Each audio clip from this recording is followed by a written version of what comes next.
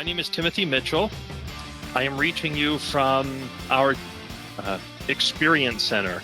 It's called the Experience Center, and that's just north of Atlanta, Georgia. I have a latex behind me. This is a 365. You can think of this as sort of the midpoint, most popular. It has all the components of Gen 3 latex. I mean, it has the built-in spectrophotometer, it has the OMOS, it has the ink collectors if you wanted to print through porous fabric. It has the ability to print double-sided. The next step up, honestly, they're a little faster, but this is like that perfect sweet spot in the printer selection. I have a 365, love it. Great printers. Then we have a 335 and a 315. All of those can be arranged in a print and cut bundle. The print and cut bundle is simple. We take the printer, your choice, whatever makes sense for you.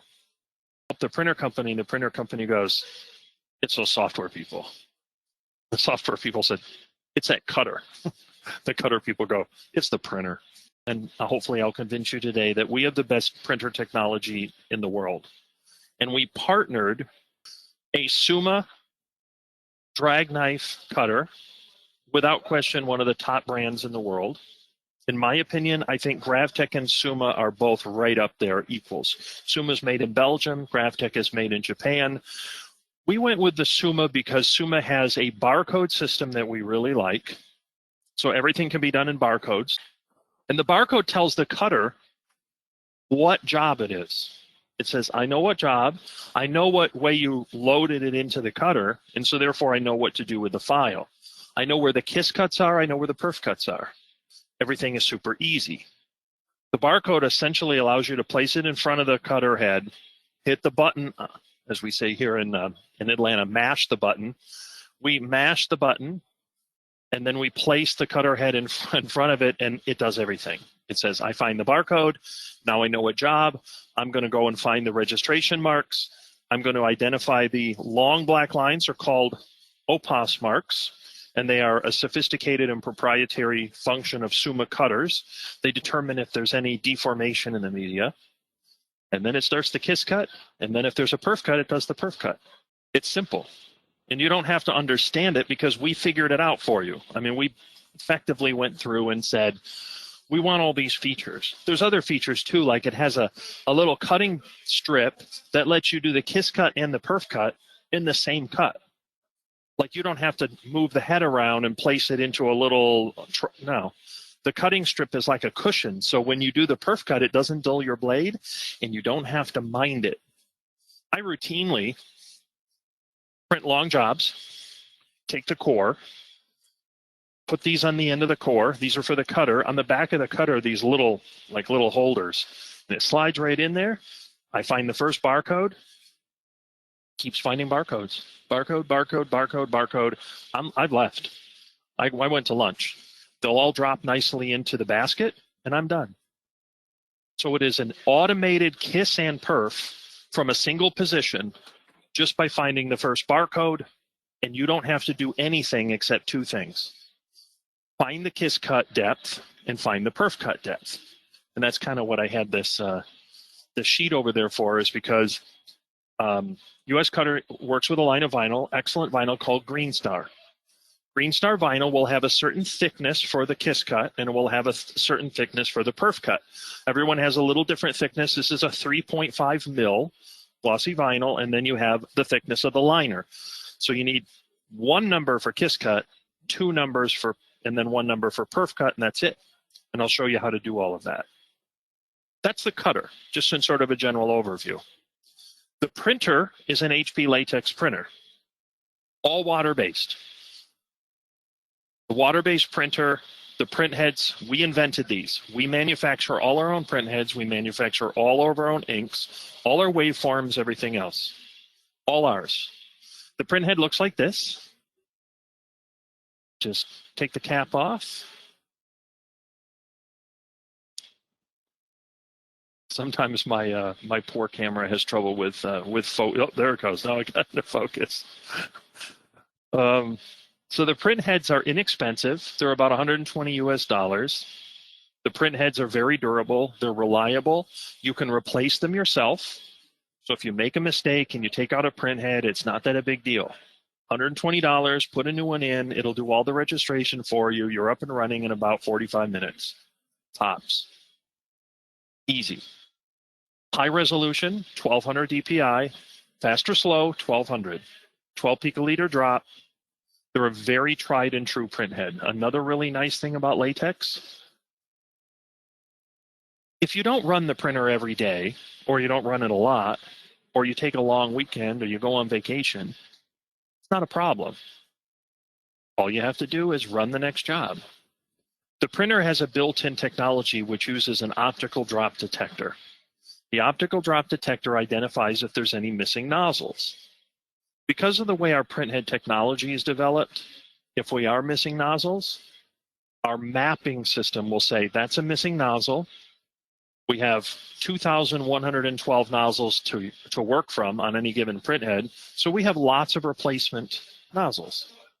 Put the replacement nozzle where the missing nozzle is. It's all done in the background. You don't even have to know what's going on. It's subtle, it's quick, and it's effective. It means that when you go to print, the prints are perfect. It also is a water-based ink as opposed to a solvent-based ink. Now, water jet's a lot easier than solvent. I have 7 water-based latex Gen 3 printers here in the demo center. During the course of the last year, all of them have been shut down for fairly long periods of time. And a lot of times they were unplugged and rolled off who knows where. Not an issue. Plug them back in, do a simple cleaning. It's all done largely automatically anyway. Load in the media, start printing. You could never do that with a solvent printer. You cannot unplug a solvent printer for a month and just let it sit there. That would be the death of all of those print heads. I don't have a big waste tank over there. I do have a maintenance cartridge, and this is really all this is about is wiping the print heads and a capping station. I don't need to jet ink through these print heads all the time. Left alone, can just sit there. It's not going to keep having to push ink through the heads to keep them active. Those are hallmarks of solvent and piezo, not latex. Latex is a water-based ink technology.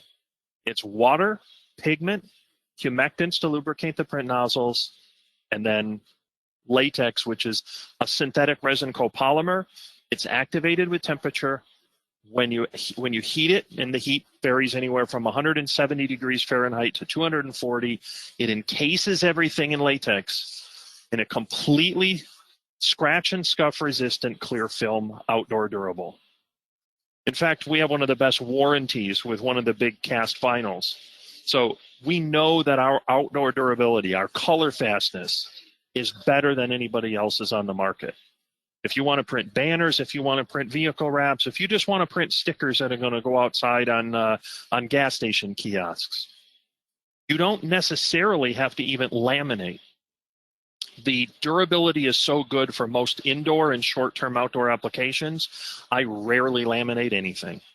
I laminate vehicle wraps. If it is on a gas station kiosk for 7 years, yeah, I'd probably laminate as much for the stuff that's going to get on it than anything else, like gas. I might do some floor graphics. Most wall graphics I don't laminate. All the stuff behind me is not laminated. That was all done with Phototex, no lamination. So you don't necessarily have to laminate with latex because our scratch and scuff is so much better than what anybody else is doing. So lamination is kind of an option. And if you do laminate, there's no wait time. You don't have gas off. There's no curing. It's always, everything off this printer is dry and either ready to install as is or ready to laminate. There's no wait, no gas off, no curing, none of that. And that's key for a print and cut workflow. I don't print and then wait for it to dry or be gassed off to then laminate and cut. I would print, laminate, cut, all in the same moment. And in a lot of cases, I can take the lamination out of the workflow. I would say probably 75% of the jobs that a solvent printer or an eco-solvent would have to laminate, I can probably skip it because the scratch and scuff is really good on the latex. It's all dry off the printer, install away. That also gives me a big advantage on productivity. If you think about what we've built here, we have 3 pieces. I'm going to get to the software in a second because it's really critical. The printer does the printing. I just have it print. It prints and prints and prints and prints, usually to a take-up roll. Then we go to the cutter, after it's off the printer, and then the cutter cuts and cuts and cuts. They run at the same time. If you're doing a print and cut, you are not printing and cutting at the same time. It's either or. If it's cutting, you're not doing any printing. If you're printing, you're not doing any cutting. And we have a better cutter than any internal model. We have a better printer than any all-in-one. All-in-one really doesn't make any sense unless you're incredibly short on space. And in that case, since this is all front loader, you don't need to get behind the printer. What we do is just take these cutters and then put them behind the printer, and then it takes up about the same footprint as an all-in-one anyway. And I'm going to send a job in a second here, but I got to do that through the software. Print and cut is sign shop in a box. We give you the printer, your choice, whatever makes sense. We pair it with a cutter. There's a couple little variations, but effectively 54-inch or 64-inch. And then the software that comes with it comes with the cutter. And the software is made by SAI Flexi. They're a worldwide RIP manufacturer. And it's two pieces, not one. It's Flexi Designer and Flexi RIP. The RIP runs the printer and the cutter. Designer designs your files. Here's a key thing about this. It is virtually the full-fledged version of Flexi. They have a new version out called 21. That's what you would get. I'm using 19 only because I haven't had a chance to move my settings over. But the latest and greatest version of Flexi, it supports the cutter. It has a barcode support, so it's all automated. We integrated it, made sure it all worked in harmony. HP takes ownership of this, no more of this stuff. And then you own it. It's not a subscription. It's not a rental, and then at the end of a year you pay $50. No, it's yours. And you can upgrade it. You can even upgrade it to like support more printers and cutters, hopefully HP printers and cutters. But if they're not, just get with Flexi. You're not on like Roland Island or Mamaki Island where you got to use their proprietary software and it only runs their products. Flexi is universal. Flexi will run Rolands and Mamakis and HPs and HP Design Jets and HP PageWides. It'll run anything you put in front of it. All you have to do is get with Flexi and get a driver for it. So we're giving you open architecture, ownership, upgradability. And then the version supports things like Pantone colors. It supports color mapping. It supports ICC profiling. So you're not getting some super stripped down light version. You're getting a really robust RIP program that has all of the features you want, that if you want to have a sign shop and it's successful and it grows, good. Grow with Flexi. That's your platform. And then Flexi Designer. So I think it's probably time to start screen sharing, if you guys would be so kind. Do I have to mash the button here? Oh, show your screen. Ready? All right, I better get rid of all of the...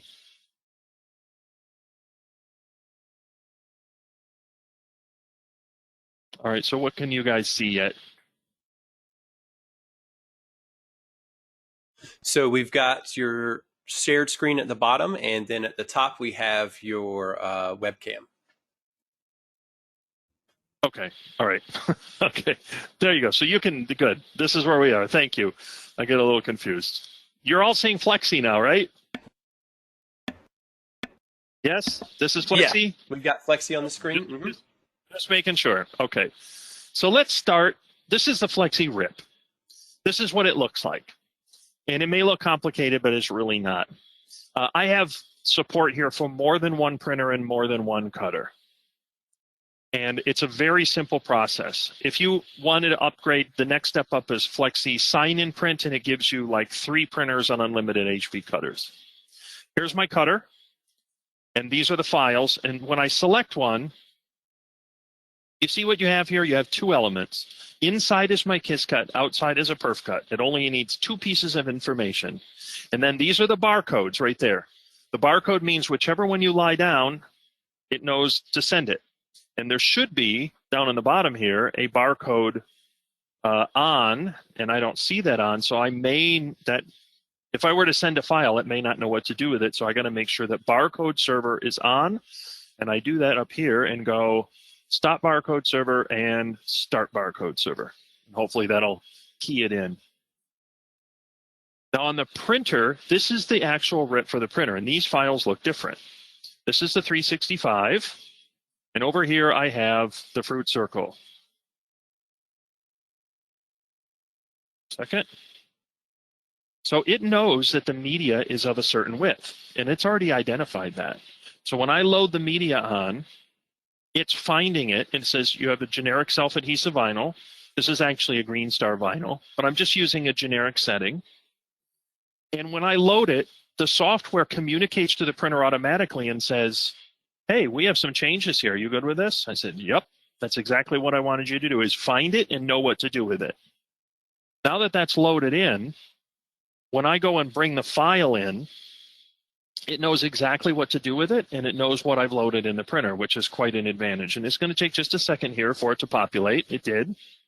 But here's a very typical file I use all the time. It's called Fruit Circle. And Fruit Circle has a kiss cut and a perf cut. This is what the RIP interface looks like. Now, I don't know exactly what the ideal depth is yet for the vinyl. We'll kind of do that together because it's real simple. So we'll leave this, and I'll just use, a similar one. Like, let's just use HP Primer Gloss because it'll be pretty similar. But we'll make ours as we go along. That tab there means I have cut lines. And it knows I have a perf cut, and it knows I have a kiss cut. So once I get those numbers and put them in, there's my perf cut. So I'm just going to guess here. I'm going to guess that this is probably 180. That would be a good guess. And usually I make this half of that.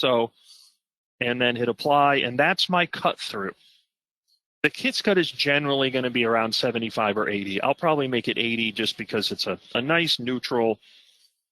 And then you have your cut speed. I hit apply. Now, once I've done this, I'm going to do something a little different here. We're going to move through this, and I'll show you how to create your own tabs. And now you can use these quick sets anytime you want to, and you only have to do this once. So what's on there? It's a self-adhesive vinyl. And this is a generic self-adhesive vinyl. You have some different settings here, and I think 8-pass 90 is going to look great. That's a nice production speed. 90 is the amount of ink density you're using.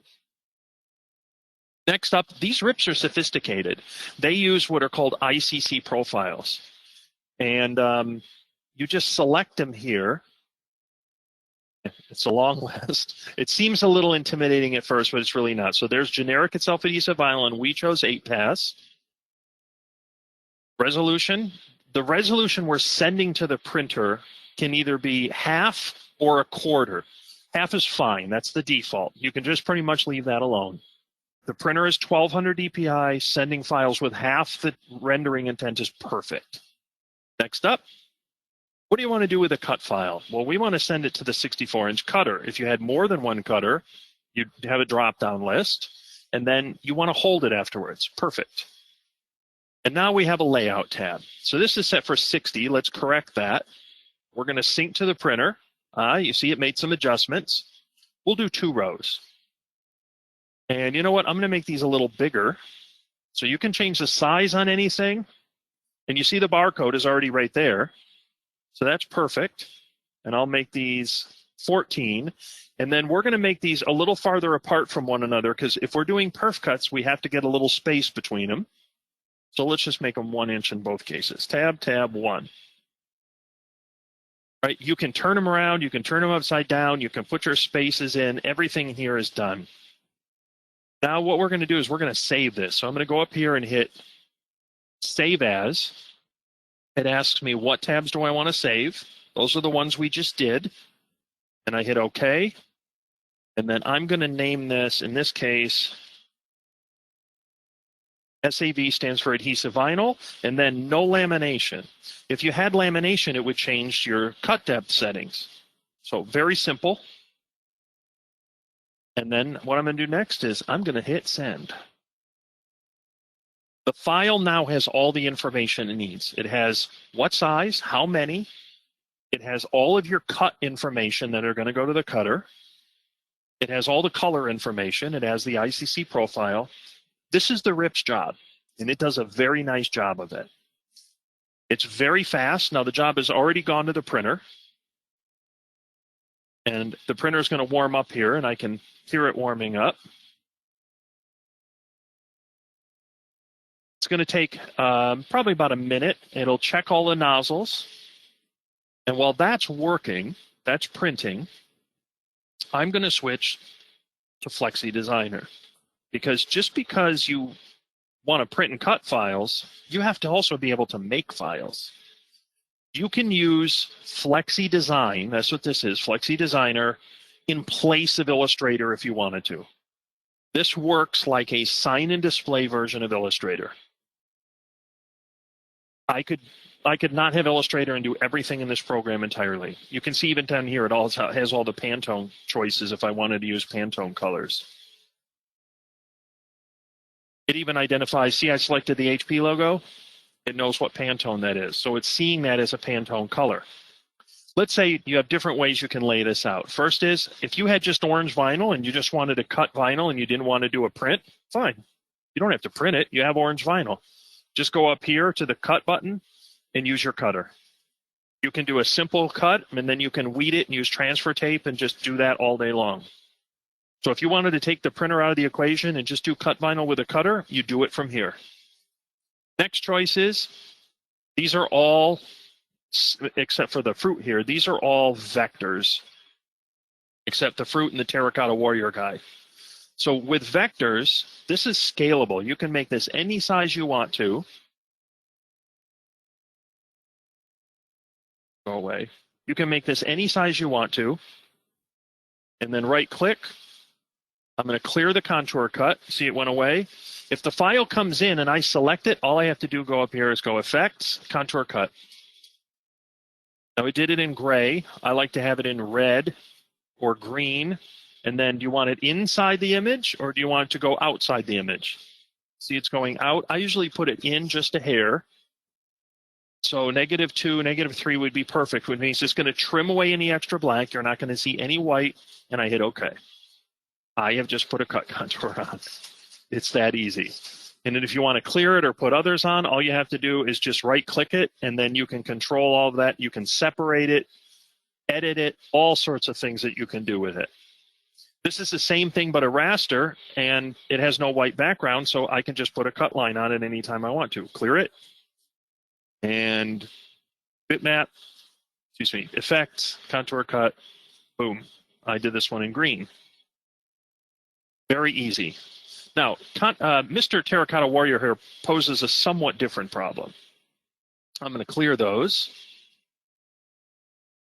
See, this comes in as a bitmap. It's got a white background, and you got to figure out how to put a contour cut around him. Well, doing that in Illustrator is a real pain. If you bring this in here, watch this. You got to do two things. One, we need to get the white, assuming you've already made a white background. If you don't have a white background, you got to erase it, and you can use these tools. Where are they? Graphic styles. No. There's a tool set for this, and oh, there it is. Bitmap edit. I let it get away from me. So when you select this, you could create your own white background using these tools just like you would have in Photoshop. We've cleaned them up already. He just needs to be contoured because we're going to put him on the wall. I got to make that white go away. And the way you do that is you go bitmap, make transparent, select the white. You see the dancing ants around him? We're also going to make that area go, so select that too. That's what we selected to go away. Tolerance is there. You can adjust that depending on sensitivity. 32 is pretty good. And done. Now what happens? You go Effects, Contour Cut. Look at that. Put a perfect cut around him. And then with this, with holes, I want that full, right? And I want to come in a little bit. Whoops, wrong direction. No, other way. Higher. And we'll hit OK. That's it. Now you have a contour cut. All you have to do is save it and then bring it into the RIP. It knows that you have a contour cut, and if you wanted to do a perf cut, it's just this easy. Select a square, We don't want to fill. We want no fill, and we want a stroke, and we want to call it, scroll down, we even have it named for you, Perf Cut Contour. There's your Perf Cut. And then select it. Send the whole thing over, you have a kiss and a perf. That's what you do to create anything that goes on a window, a floor, a decal, anything that's cut out.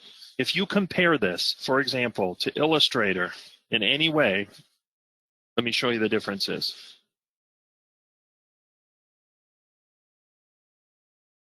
This is SAI Flexi. This is their YouTube channel. This is extremely helpful. It will show you all of the capacities of it. If you want to compare Illustrator to Flexi, that's the video you want to watch.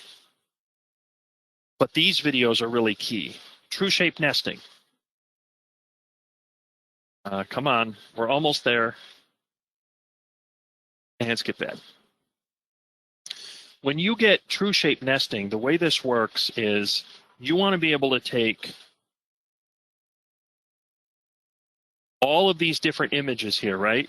Sizes, images, cut lines, and you want to be able to put them in a space that saves you the most amount of media.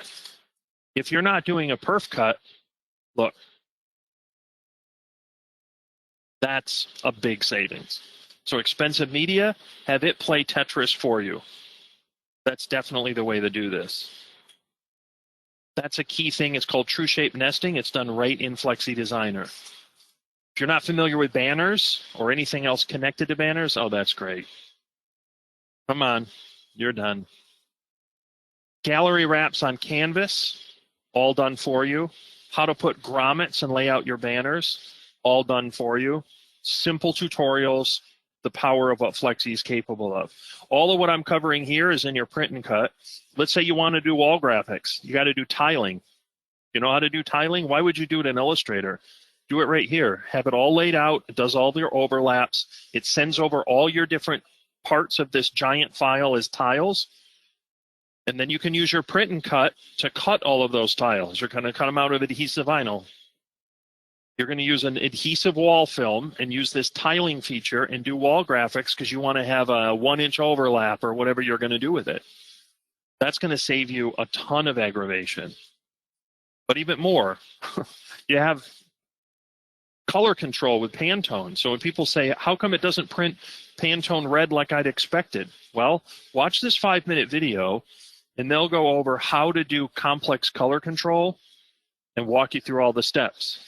So if your Pantone 132 red isn't quite what you want, this will help. And then lastly, this is a really key feature, vectorizing. Flexi takes low-res bitmaps like this and then vectorizes them so that you can make them into scalable vectors. That flower is low-res. You cannot make it bigger. But you can use these vector tools, and they're excellent. And you auto-trace it, and then once you do, you can now make it any color you want to, and you can make it any size you want to. This is a key feature of Flexi, something that can definitely benefit you. I use it all the time. I don't use low-res bitmaps. I convert them to vector. I do it quickly, and I use Flexi's tools. This is probably the very best. There's a full video here that Flexi offers. It's their complete system. And this has some very good parts of it. You know, it walks you through drop letters, all the powers of it. This is what they give you. Look, super low-res bitmap fish thing. I don't know what to do with that. It's terrible. So just clean it up. You're not going to get any help. The customer doesn't have any better artwork. They don't even know how to find artwork.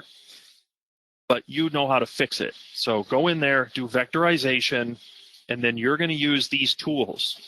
You're going to use these Bezier enhanced curves, and it's going to clean all that up for you.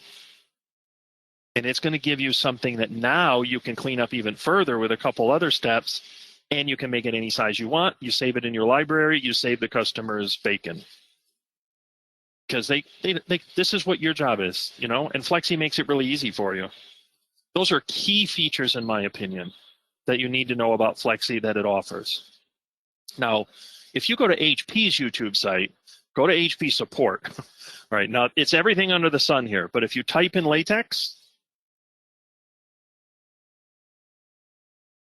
I think I have like 200 videos at this point, and a lot of them are on print and cut. So if you narrow it and just go latex print cut, just single words is fine. You'll start seeing all the print and cut things, and much of this I've discussed here. Here's some videos with my friend Paul, who's really, really knowledgeable on print and cut, and these will be a big help to you. Definitely look through those. Now, HP doesn't stop there. We have all this what's called Print OS. So when you sign up, you put your serial number in here, and we give you all of this. I can't show it all of you because we're just sort of limited by time. But you have Media Locator. So if you're looking for medias, obviously, I think your first choice you want to go to is, US Cutter has a very nice selection of medias, and they've tested and vetted everything. So just give them a call. Usually they have everything all set up for you. And that's one of the real virtues of working with one of our channel partners, is that they know what works and they have their own lines. But if you choose to, this is available to you. It helps you with things like, let's say, I know that US Cutter works with Caesar heat transfer film. So let's just say you want to do t-shirts, which you can do as a part of print and cut. Let's start the process. We want to do a filter, and I have a 365. Okay, so 365, and then I know the manufacturer already, but let's say I didn't. So we want to go to applications, and we scroll down here, and we're going to do heat transfer material. Perfect. There you go. There's Caesar right there. There's Caesar. There's Caesar. These are all certified media. So I run this color print PU gloss all the time. That's what you want. You can go right to the printer panel and download that right into the printer. And then it will connect to the RIP, and you are good to go. You just hit color calibrate. Nothing more is needed. It's a very simple process. Real nice. This is what the power of this is, but this is just a start of it.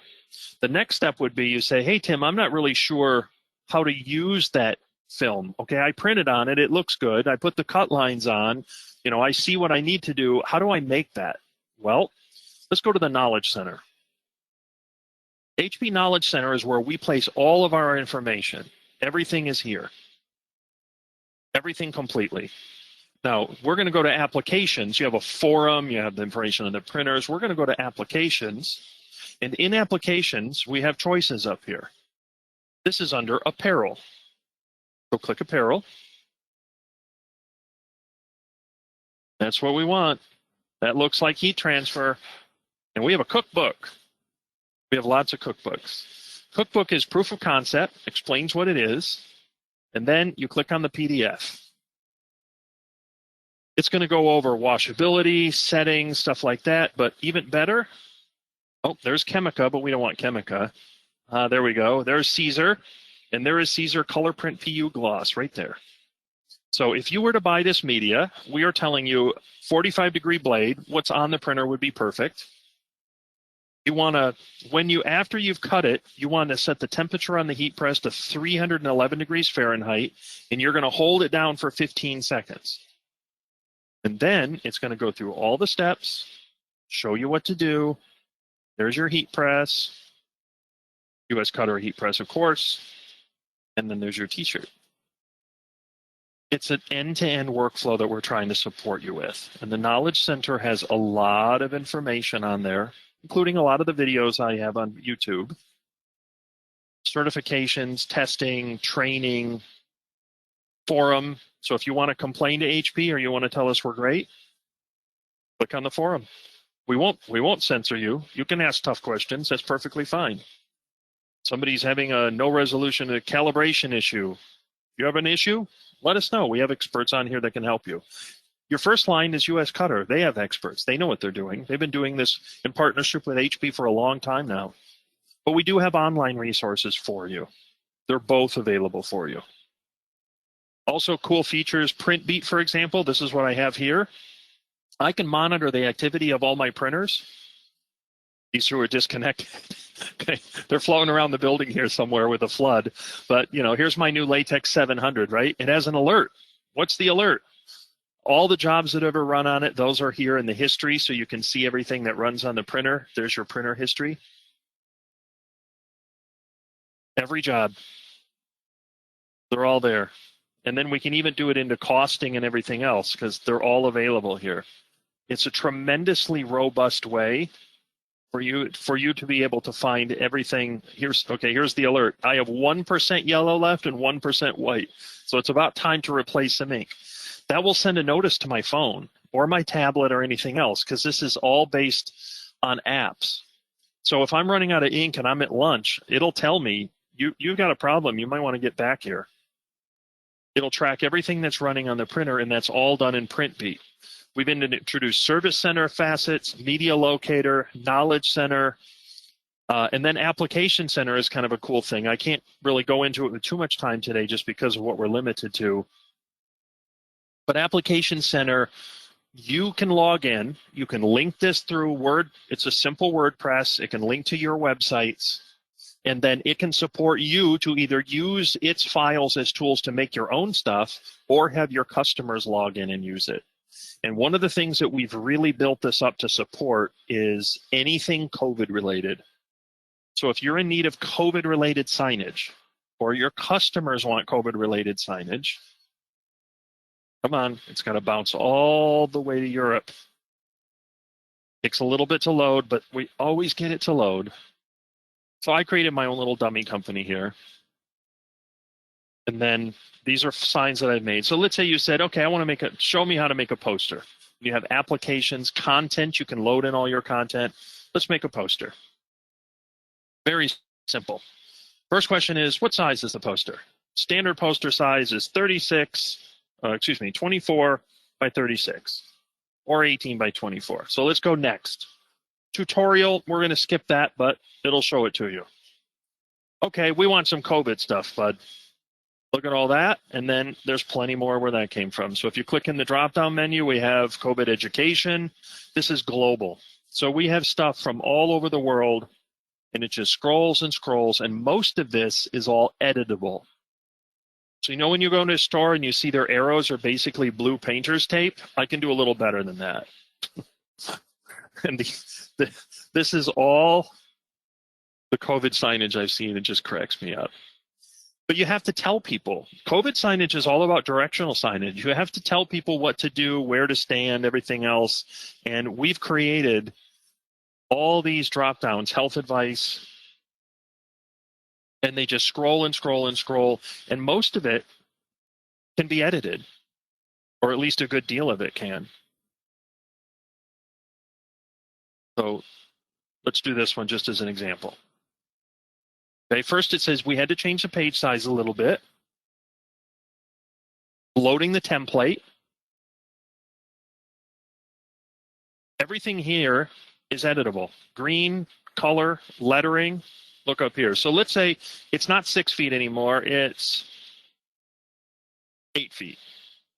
We're going in the wrong direction. 8 feet. Update it. There we go. Let's say I didn't want those to be people. I want them to be a zebra. Okay, we have a zebra. You know what? Alligators. The alligators are not following the rules. And we want to keep those apart, so you can drop that in. If you wanted that to be custom, for whatever reason, all you have to do, and you can size it, upload, put in your own files, and then your own files will come in here under objects. So I have, for example, Utah State University. If they wanted their logo, fine. There you go. They can drop their own logos in, place them anywhere they wanted to, and they can make their own custom signs while you're not even there. We give them all the tools. It's super easy to do once they have what they like. Next.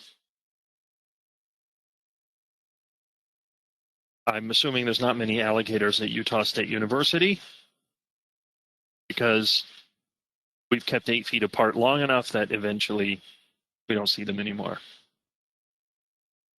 Now, this is custom, so it takes a little second. Now, you would put in your own information based on poster pricing, whatever media you're using. This is what the customer is going to see.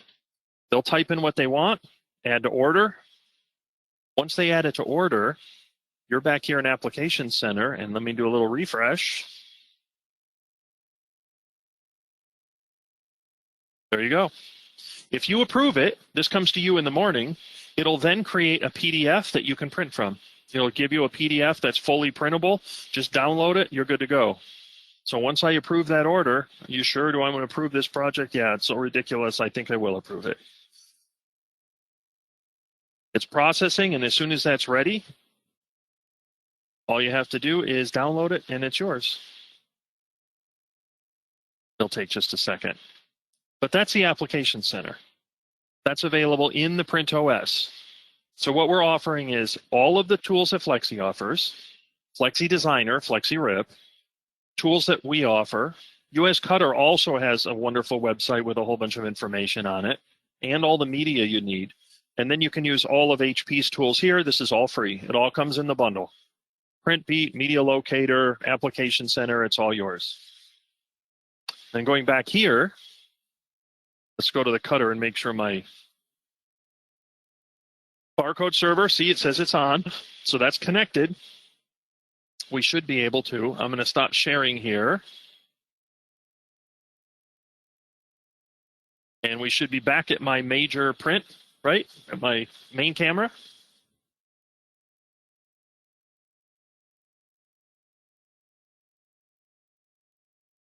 Correct? We're at the main camera? Just making sure. Yeah, you're at the main camera. I can see both your printer and the cutter. Great. Thank you very much. Scoot that out of the way. Since I had this here, I may as well load it in. We'll get the settings for the kiss cut and the perf cut real quick. Now, this is 54 inches, and I had this. Hold on a minute. You're going to stay put because I'm going to press the little thing. I'm going to roll it back onto this. There's a nice ridge right in front, and it makes it super easy. I just slide this over a piece. It makes it super easy to line everything up. I love that ridge. All I have to do is put my fingers to the ridge. I don't even almost have to look at it. Lower the pinch roller. Cutter's going to go do its thing. And you know what? I am even going to get rid of that. And I'm going to switch cameras so we can even see. No, I don't know if that would work. Sorry, folks. Our unusual technical difficulties is limiting me to one camera today. So rolling forward, everything's there. I need to do, what's the knife pressure? Let's test at 80 because that's what I did. Press the button, cuts a little square. It's a little difficult to see sometimes, but there's my square. Did the square come out okay? Square came out perfect. Okay, that's done. I know that's good. Scroll down, and we're going to do flex cut, and we're going to test it. So that's a little deep, but the idea is to get, you want the tabs to hold, but you don't want them to fall out while it's doing it. So let's see what the settings are. Okay, that's a little deep, so we're going to bring that down to like 180. Hit enter. And then we're going to do it again. Flex cut, test. Okay, that's a little shallow. So I know I need a little more than 180, and that's what I had put into it. So open. I think 200 will get it done. Flex cut, test. Ooh, pretty close. A little bit stiff. I'd say maybe 210 gets it done. So we printed here. I have the file done. I'm going to roll it forward just a hair and then cut it. We have an inline cutter here. So one of the nice things about the printer is you get that straight line cut. And when you get the straight line cut, it's very helpful for the cutter because you can put it right into that. Right into that nice little perfect groove that's built right in the front of it for you.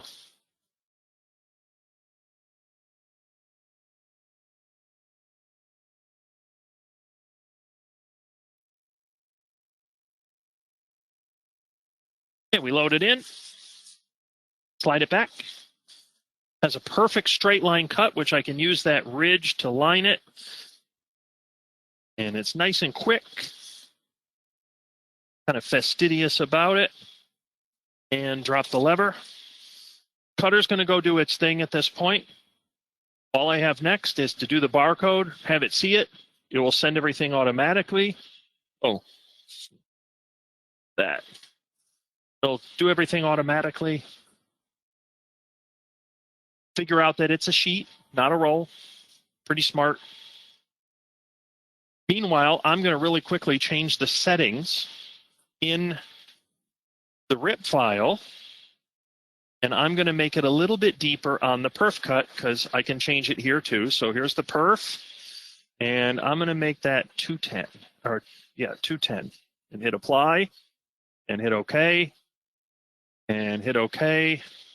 Now, I just modified the file a bit. That's fine. I go over here and I hit barcode. Move it out. Roll it forward. Put it in front of the barcode. I have some waste in front. I know normally I wouldn't have that much waste. I was going to use this also to do the test for the perf cut and the kiss cut. And usually for me, I can get it really quick. Okay, it's identified the barcode. It knows what to do with it. And throws up the number. Away it goes. Once it hits the barcode and it sees it, it takes that information from the software, which is monitoring the cutter. And as soon as they connect together, file goes over. Now the cutter is going to go run around and say, okay, I know what to do. I know where the cut lines are. I know what job this is. I know that it's upside down or right side up. Away it goes. You're done. Now I go to the Flexi and I start doing other things, laying out new files, getting new jobs to run on the printer. And that's print and cut. Sign shop in a box. You have all the capabilities in Flexi Designer. You have all the capabilities in Flexi Rip. Sends everything to the latex printer. Latex printer sits quietly until you want it to do something, and then it gets it right every time. Instant dry, scratch and scuff resistant, water-based, not harmful, no harmful VOCs. You're not breathing in solvent. It evaporates water. Water-based ink is very different than solvent-based technologies. And then the cutter. This is going to go do its kiss cut, and I just ignore it. I'm finished. I don't need to do anything more. I don't need to monitor it. It's going to perf cut and kiss cut. And if I have those settings right, which generally you get them, when you use the meat, let's say I use this media all the time, I'm going to have the same settings until the blade gets old enough that I have to have it a little deeper to do the kiss and or the perf. Over time, you replace the blade. Blades are about $30, $35. It's very good German steel. They last a long time. And with that perf cut strip on it, it's a little strip right here, that prevents that blade from going into the platen and getting dull. It's a handy feature. Other cutters, they have to do the kiss, to do the perf cut, they have to take it out, move it into another position, put it back in again, and then send the kiss cut or the perf cut. I don't do that. It's all done. I'm finished over here. And that concludes HP's US Cutter print and cut presentation. Wonderfully. I think it's question time. Yeah, it was wonderfully done. You did a beautiful job, even though we are running, with some technical difficulties. I think you did a great job. So I just wanted to make a comment real quick that there were quite a few questions and I was having trouble answering them in the question area, but I answered most of them in the chat section. So if anybody had questions, can you please take a look in the chat section and see if I answered your questions? And if there's more, you can send them over to US Cutter.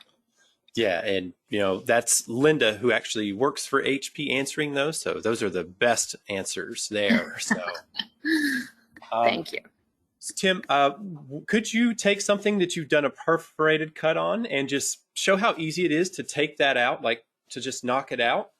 Yeah, it's kind of what I was doing here. Let me see if I have one left. Oh, they're all done. Yeah. I was tapping these all out. Yeah. But I'm out of perfs. I'll have to wait for this to finish.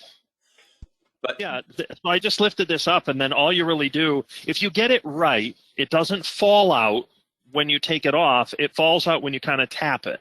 And it just depends, how sensitive you want it to be. And usually 5% increments will adjust it just right. And for anybody that did join late, we will be sending this webinar out in about 2 days. So if you did miss anything, you will be able to catch it all there. So, okay, imagine this is still in there, and then I just tap it. Yeah, there you go. This will be done in a second. It's working on the perf cuts now, so they'll be done. So one question. I'm still not deep enough. So one question. When it comes to the print speed between the 115 and the 315, are they the same? Is one faster than the other? They're the same. It's the same printer. It's the same exact printer. The only difference, well, there's a couple differences. One is that the 115 has, or the 315 has the 770 milliliter cartridges, and the 115 has 440. So basically, you're paying less for the printer up front, but you're paying more for the ink over time because they're smaller ink cartridges. And then the other difference is that the RIP is more of a wizard-based RIP, like very easy to use, and the 315 has more of the full-blown RIP. Okay. Thank you, Linda. I've been out of the sales for a year now, so I was a little bit rusty. It's okay. Why we're here. Also, the 315 does not come with a take-up reel. Oops, I'm sorry. Like, which camera? Yeah, you're all right there. The 315 does not come with a take-up reel, but you can get one. The 115 is really designed to just kind of, you're printing sheets as they go along. Maybe have it roll out onto a table, whatever. But the 315, the way I kind of look at it is I tend to get the 315 with the take-up reel because I think the take-up roll is useful. I do. A 315 has that as an option. The 115 is really designed to sort of be a standalone where we took the take-up reel off. Lindy, do you remember if the 115 does have an option? I don't think it has an option for a take-up reel. I'm going to look real quick. I can't remember I either. remember getting one at a trade show and saying, where's the take-up reel? I need a take-up reel. And they're like, it's a 115. You can't put a take-up reel. I mean, we used to have a couple products, so it was easy to know everything about everything. And now it's like, we have so many products, I can't keep track anymore. I'll look real quick. Now, we had one question from Amy. She was curious, how well does the ink show up on darker colors, like black and blue? Do you increase the saturation, or what are there things you can do? Hi, Amy. Nothing. You can't really print on colors. Now, the only way you can print on colors is to print with white ink. And unfortunately, this line of printers does not have white ink. Now, HP does have white ink printers. We have other printers which support white ink, different price points. They are available. But these printers can't, anything you print on, you really have to print on white or cream colored or very neutral lights. Anything you print on with colors is that the ink just won't show up. Now, what you could do, like if I did a t-shirt, is I print onto white transfer film, print the image, and then I'll leave a little bit of white around the edge to kind of define it, and then I transfer that onto the t-shirt that's a darker color. And you can get a take-up reel for your 115. You can, okay. So you can. Now, what is the typical lifespan of a printer? Like, say if we're, keeping up with our maintenance, changing our cartridges on time? Years. The nice thing about HP Latex versus a lot of the others is as long as your print heads are working and they're inexpensive and you replace them yourself, your printer is tip-top. So it could be 10 years old. And as long as you have new print heads and the mechanics are working, it's going to print the same way that it did when you bought it. We have warranties. When you buy them, it has 1-year warranty first, but you can add additional year warranties. If you look online, you will see Latex Gen 1, Gen 2, and this is Gen 3. You'll see Latexes that are like 8 years old for sale. You don't see any eco solvents 8 years old because the print heads are expensive. Nobody's going to replace them. It's not worth it. Our print heads are inexpensive. You can put all new print heads in for several $100s and everything will run great. And a water-based ink doesn't have the penalty of sitting idle like Solvent does. You leave Solvent in there for months, and the whole printer is trash. You'd have to take it all apart. Not with the latex. Water-based inks are extremely forgiving. So I have a Design Jet. It's actually a 360 or a Latex 360 and a Design Jet 6200. They sit in my garage. They're 5 years old.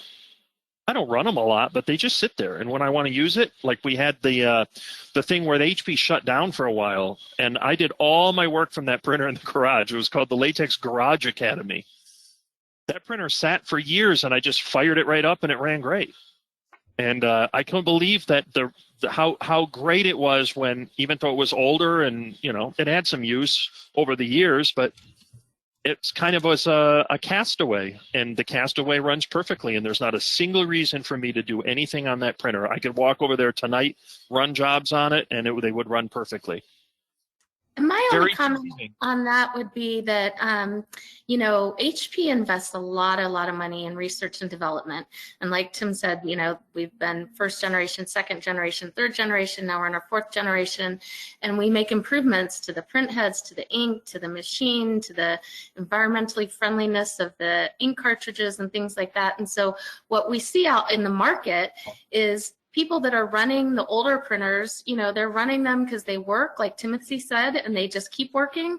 But we see a lot of customers who will buy, the newer products just because it's kind of like the iPhones. When a new iPhone comes out, you want the new, well, I don't have an iPhone, but most people I guess do, but they want the newest, latest and greatest technology. And so we're constantly advancing our technology. And so what we see is when people buy new printers, it's because they want the newest, latest, greatest kind of stuff. But the ones that are out there, they run. And like Timothy said, even when we do trade shows, we have trade show units. Well, back when we did trade shows, we would roll them out of the box, and Timothy would, turn them on and run them at the trade show. Then when the trade show was over, we'd turn them off, roll them back in the box, send them to California, and they'd sit there for several months till the next trade show. You can't do that with Solvent or EcoSolvent. Yeah. All right. So we've got a few more here. Yes, you can print on canvas. US Cutter does offer printable canvas material for latex printers. Let's see. When it comes to holding up outside, that was one of the first things that he discussed. Holds up extremely well outdoors, and then if you want to increase that, you can put some laminate over it. I think, what did you say, about 2 to 3 years without laminate outdoors? Yeah, that seems reasonable. I mean, it depends what state you're in, how much sunshine you get and how much direct sunshine the image gets. I've had, depending where you are, 3, 4, 5 years outdoor, like a banner, no problem. It just depends on some of those factors. We do have the best outdoor durability versus our competitors, and the test to go by is the adhesive vinyl test for vehicle wraps, and companies give warranties. So when you get a 7-year warranty for some of them, that means that they do advanced measurements for weathering and color fastness. So everyone's following the same formula. You print on vinyl and you put laminate on it, but 7 years is really good. And that also indicates how good we are, in a sense, unlaminated. So, yeah. A very, very long time, like you said, especially if you're going to add laminate. Now, HP, you still make ink for the older models, of course, for older machines, like the older generation. So we just end of service life some of our very first latex printers that we put out in the market, the 850s, the 65500s, the 28500s, the 26500, some of those, but that they're like 11 years old now, Tim? Yep. Yeah. In many cases, between 9 years, 8, 9, 10, 11 years. Mm. And let's see, can I obviously say they last because COVID shut down? So.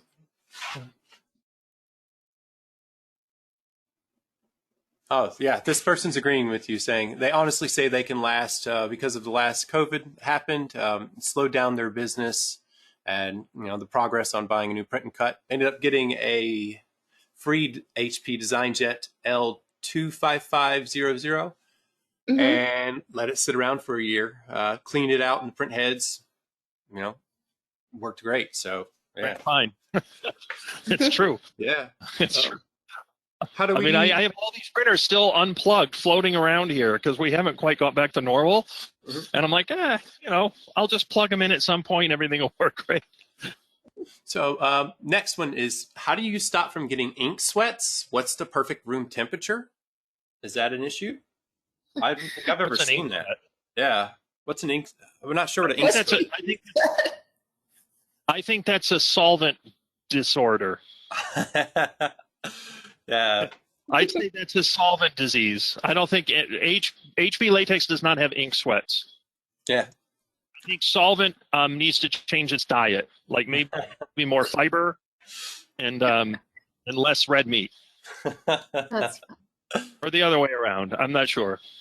No ink sweats. I think that's probably connected to curing and gas off that's associated with eco-solvent. Everything on latex is completely dry, no sweating. Now, if your temperature is too low, like let's say I printed what I just printed here and I ran it 160 degrees instead of 230, what will happen is the ink will have a greasiness to it. But that means that, and that shouldn't happen, because when you download the preset with the color and all the settings for the media, everything should be fine. So, and you'll see it won't be 160. It'll be 230 degrees Fahrenheit, and it will all come off completely dry, no ink sweats. Tell solvent to get off the bottle. Okay, that's what causes ink sweats. So he's saying that, he runs the 365. The ink comes out wet with a 225 curing. But it sounds like, you're saying make sure you're using the right profile. Mm-hmm. Yeah, there's a video I made, actually it's on YouTube, and it's called The 3 Pillars of Latex. It's called Speed, Temperature, and Ink Load. So if your speed is X, the faster you're running, the less time it has to cure, combined with the amount of ink you're putting down, 80, 90, 100, whatever, your amount of ink, and then your temperature. So at 225 degrees Fahrenheit, I'd probably be running 10 or 12 pass, and then how much ink you're putting down is also another variable. Everything should be dry if you get those 3 balanced out right. If you start changing one, you have to change the others because they're in a relationship. And do all models require the same material waste for small jobs, or does it change depending on the size of the job? Oh, yeah. No, normally I would just print from the pinch rollers here. So there would be very little waste in the front. Yeah. We just tend to have all of our media free when we're doing webinars and stuff like that. And when you're used to doing demos, you just tend to just let the media go. That way you can get it done as quick as possible. So that's why you see us using a little bit more media out front. What environment does my printer need to be in? They're out in California and they're starting in their garage. I mean, you were in Atlanta, which is very, very humid. Yeah, it depends. Obviously, California has a lot of climates. I'll assume you're in the climates that people move to California for climates. Like the ones where you sit out in your backyard and you do not get eaten alive by mosquitoes. We have a climate, and it is warm, but there's some other drawbacks. I would say you're good. I don't see any problem. Pretty much anywhere where I lived in California, from San Clemente to Los Angeles to San Jose, I would put a latex printer in my garage, and I wouldn't think twice about it. I wouldn't even climate control much. If you get too far out in humidity or temperature too hot or cold, it can affect the way it prints a bit. You might have to run a little slower to compensate. California just generally doesn't have a humidity issue, so that's sort of out. Some parts of California, as tourists discover in San Francisco, as soon as the sun goes down, the sweatshirt capital of America, yeah, it gets cold at night. It gets cold, cold. So that might be a little different. You'd have to have a space heater and the printer kind of works as a mini space heater in some respects. But any place you normally, I think of as California, I think you'd almost be fine with no I use a couple like vortex fans just to circulate air, and that's it. I have a little bit of climate control in my garage, but it does get a little colder, a little warmer. I don't worry about either. Very hot with a lot of humidity can force you to, because see, you're printing with water, and then you're trying to remove that water by evaporating it. Well, if you have all this water that's in the air, as well as sort of impregnated in, say, poster paper, it just makes your job a little tougher. So a dehumidifier, or in Atlanta, we have dehumidifiers. So I have a dehumidifier running in the garage to take humidity out. And then the last question we've got here, I can answer that. Behind Tim, that is the actual printer. To his left, that is the cutter. So you're seeing a printer and a cutter on the screen. So, all right, and that's going to do it. What side of the printer are the plugs on? They're on the back, and there are 2 plugs inside of it. So 1 on each side. All right. Oh, sublimation. This machine doesn't do sublimation. HP does make sublimation machines, but soon. Yes. Yeah. Soon, very soon. So make sure you sign up to the US Cutter newsletter. That way you can be the first to hear about it. So yeah, 220. You are going to need to connect it to 220 outlets if you want to power the machine. The cutter, however, does plug into a standard 120 outlet. 110. 110, sorry. That's okay. I'm not an electrician for a reason. All right, so that's going to do it. Thank you so much, Timothy. I appreciate all of your time. You do such a great job on all of these, and we really, really do appreciate all of your help here at US Cutter. You too, Linda. Thank you for answering all the questions and always keeping us up to date. Really appreciate everything that both of you bring us here at US Cutter. So thank you very much. Thank you to everybody that attended. Yep. Bye. Y'all have yourself a wonderful day, and take care now. We'll see you soon.